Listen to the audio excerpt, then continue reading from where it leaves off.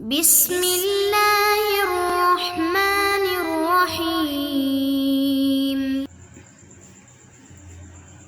بسم اللہ الرحمن الرحیم۔ رب اشرح لی صدری ویسر لی امری واحلل عقدۃ من لسانی یفقہوا قولی۔ السلام علیکم ورحمۃ اللہ وبرکاتہ۔ ایک نصیحت ایک کہانی میں خوش آمدید۔ آج کی کہانی حضرت صالح علیہ السلام کے بارے میں ہے۔ واقعہ کچھ اس طرح سے ہے کہ جب حضرت صالح علیہ السلام نے اپنی قوم کو دعوت حق دی، بہت کم لوگ حضرت صالح پر ایمان لائے اور بہت سارے لوگ غرور، تکبر اور ہٹ دھرمی کی وجہ سے پیچھے رہ گئے۔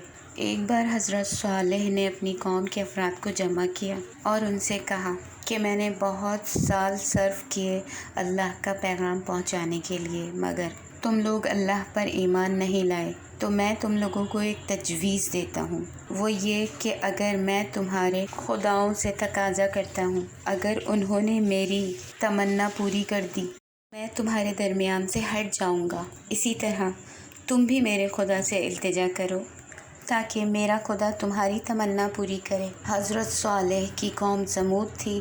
قوم سمود نے آپ کی اس تجویز کو پسند کیا۔ معینہ وقت آیا تو حضرت صالح علیہ السلام اور وہ لوگ بتوں کے پاس پہنچے۔ بتوں کے پاس بہت سی کھانے پینے کی چیزیں رکھ کر بہت دعائیں کرنے لگے۔ حضرت صالح علیہ السلام نے بڑے بت کی طرف اشارہ کرتے ہوئے کہا، میری تمنائیں پوری کرو، لیکن اس بت نے کوئی جواب نہیں دیا۔ پھر دوسرے بت سے حضرت صالح علیہ السلام نے یہی سوال کیا، اس نے بھی کوئی جواب نہیں دیا۔ تو یہ دیکھ کر قوم سمود کے کچھ افراد اپنے بتوں کے سامنے لوٹنا شروع کر دیا اور اپنے سروں پر خاک ڈالی اور بتوں کو مخاطب کر کے کہا، اگر آج تم نے صالح کی تمنا پوری نہ کی تو ہم ذلیل اور رسوا ہو جائیں گے۔ اس عمل کے بعد حضرت صالح علیہ السلام نے تیسرے بت سے اپنی حاجت طلب کی، مگر اس نے بھی کوئی جواب نہ دیا۔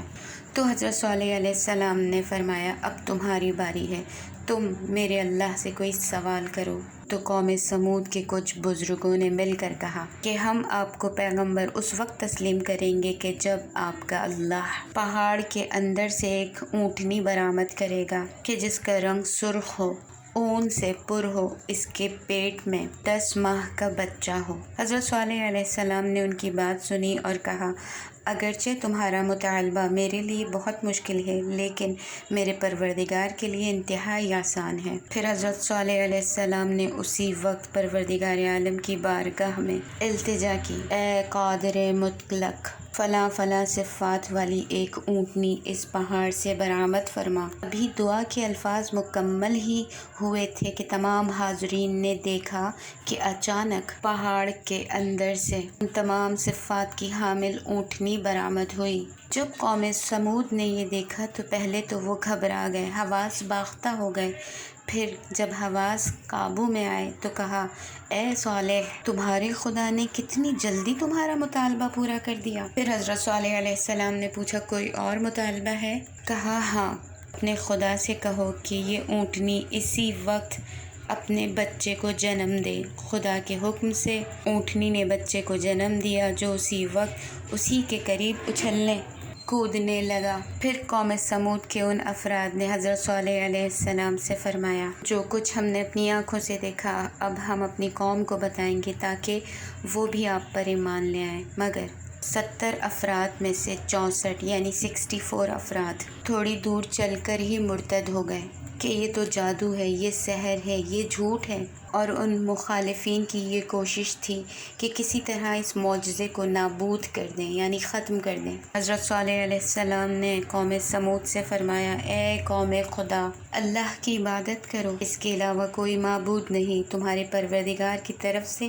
دلیل آ چکی ہے، خدائی ناکہ ہے جو تمہارے لیے اس کی نشانی ہے، اسے آزاد چھوڑ دو کہ زمین میں کھاتی پھرے، اور خبردار اسے تکلیف مت پہنچانا ورنہ عذاب الہی تمہیں اپنی گرفت میں لے لے گا۔ مگر غرور و تکبر اور سرکشی کی بنا پر وہ افراد معجزہ الہی کو برداشت نہ کر سکے اور اس بات پر راضی بھی نہ تھے کہ شہر کا سارا پانی ایک دن صرف کریں اور ایک دن اونٹنی سارا پانی صرف کریں۔ لہٰذا سرکش افراد نے سوچا کہ کیوں نہ اس ناکے کو ہی قتل کر دیا جائے اور اس کی کونچیں کاٹ دی جائیں تاکہ وہ زمین پر گر جائے، اور انہوں نے ایسا ہی کیا۔ اس وقت اونٹنی کے بچے نے انتہائی غمگین آواز سے فریاد بلند کی اور پہاڑ کی طرف دوڑ گیا۔ 3 دفعہ آسمان کی طرف منہ اٹھا کر فریاد کی۔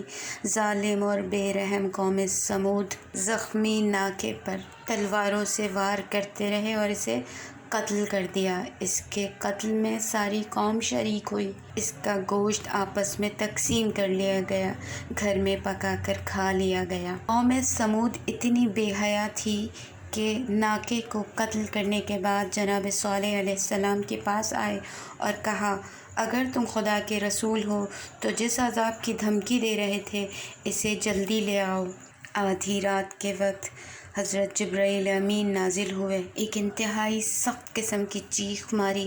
اس چیخ کی آواز اس قدر بلند تھی، اس کی وجہ سے ان کے کانوں کے پردے پھٹ گئے، دل ریزہ ریزہ ہو گئے، جگر ٹکڑے ٹکڑے ہو گئے اور تمام کے تمام لوگ ذلت کی موت مر گئے۔ اس پوری کہانی سے ہمیں یہ سبق ملتا ہے کہ پروردگار عالم کی ذات ہی قادر مطلق ہے، وہ علی کل شیء قدیر ہے، اس کے پیغمبر سچے ہیں اور سچی خبریں دیتے ہیں، تو بندگان خدا کا کام یہ ہے کہ وہ پیغمبروں کی نافرمانی نہ کریں۔ اگلی کہانی اور اگلی نصیحت کے ساتھ انشاءاللہ پھر حاضر ہوں گے، جب تک کے لیے اللہ حافظ۔ سبسکرائب کیجئے ذکر ٹی وی اور اس علم کے سفر میں ہمارے قدم کے ساتھ قدم ملائیے۔